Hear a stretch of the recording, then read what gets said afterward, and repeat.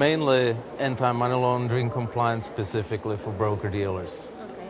Given the business of a broker-dealer or a casa de bolsa, it's very complex with multiple products. Given this complexity, money launderers could potentially misuse the business to launder money. Okay. What were most of your conclusions? What conclusions did you get? The main key points in what we see now in the industry is that most broker-dealers have a program, but it hasn't been fully implemented. Most of the broker-dealers have a monitoring system to detect suspicious activity, but it's not fine-tuned to the broker-dealer's business. How can this be applied? You say that the problems with the detection of money laundering inside broker-dealers transactions. What about Venezuela that recently have some case similar, but they could not find these transactions? I'm not familiar with the case, but in general, okay, generally speaking, with broker-dealers, it is a very complex operation. okay. And there's a lot of funds movement and securities movement, which is the main difference than between a standard bank where there's money in, money out. With a broker-dealer, the velocity of the funds is much greater than with any other financial institution. How can the Latin American broker-dealers, what strategies could they prepare to be aware of money laundering?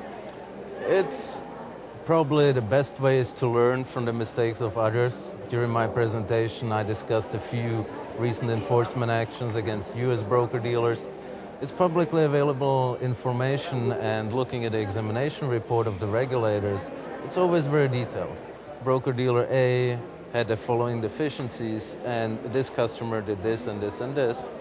And it's a good best practice not only to look at the law, but also look at what your peers in the industry are doing, in the US, in Latin America, and Europe, because it's a global business and the problems are global.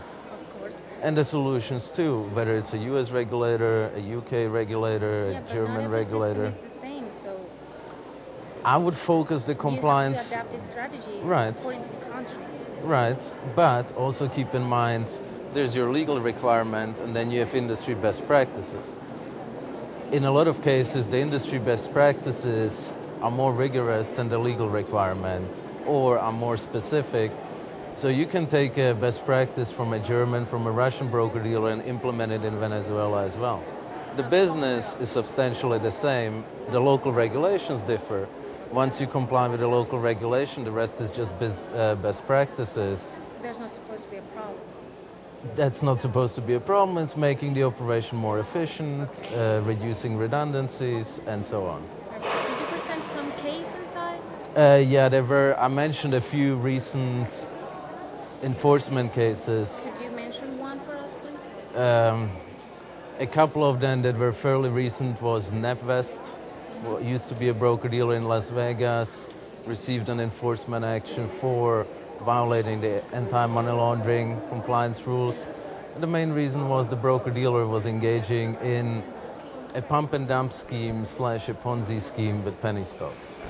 So money laundering compliance is not only money laundering in the sense where you take money from a drug dealer and try to clean it, but it is also tied to corruption and fraud.